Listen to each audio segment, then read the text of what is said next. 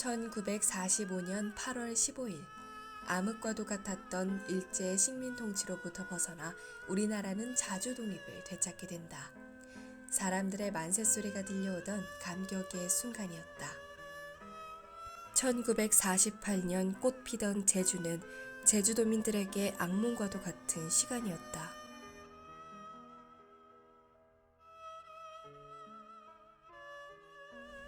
일제강점기 친일파들이 친미로 돌아서 다시 등용되고 약탈을 일삼는 이들의 횡포에 항의하기 위해 1947년 3월 1일 제주도민들이 모여 28주년 3.1운동 기념행사를 열게 된다. 그런데 행사 도중 기마경찰의 말발굽에 어린아이가 치이는 사고가 발생한다. 몰랐던 것인지 무시한 것인지는 확실치 않으나 말을 타고 가버리는 경찰의 무책임한 태도에 화가 난 도민들은 거세게 항의하며 경찰을 쫓아갔다.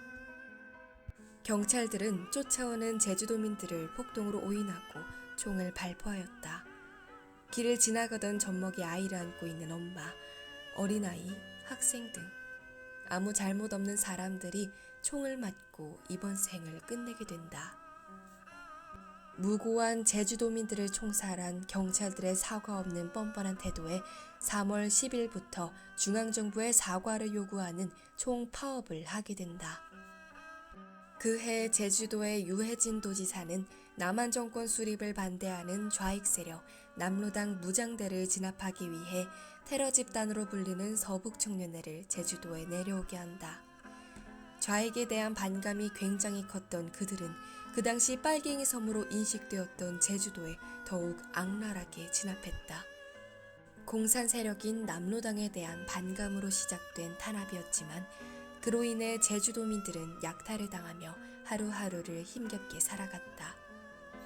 서북청년회는 따로 정부로부터 급여가 지급되지 않았기 때문에 도민들을 약탈하여 자급자족하였다.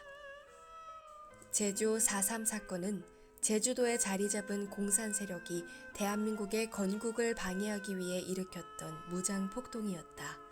4.3 사건 그날 자체의 원인은 남로당 주축 의도였지만 1948년 4월 3일에서 1954년 9월 21일까지의 고유명사 4.3 사건은 무고한 제주도민들의 희생과도 관련이 있다.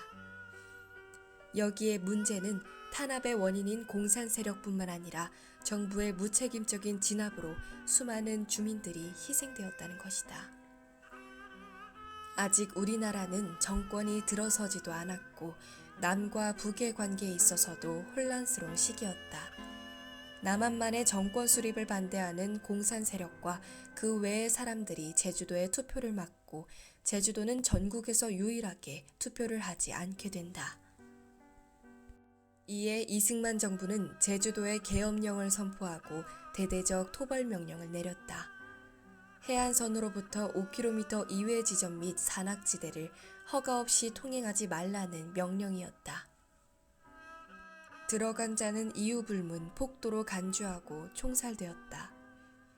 그 중에는 소식을 듣지 못해 미처 피하지 못한 사람들도 있었다.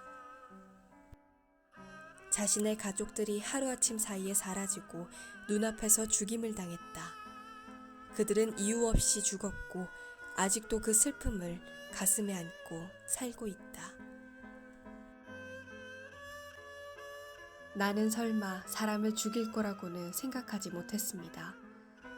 군인들에게 무조건 살려줍서 살려줍서 하며 빌었습니다.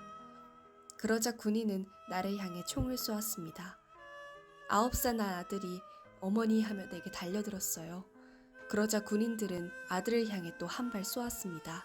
아직 안 죽었네 하며 아들을 쏘던 군인들의 목소리가 아직도 귓가에 쟁쟁합니다.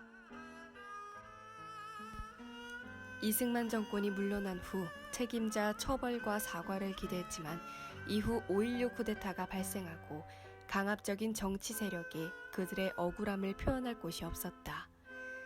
그들은 그날의 암흑을 두 번 다시 겪고 싶지 않았다.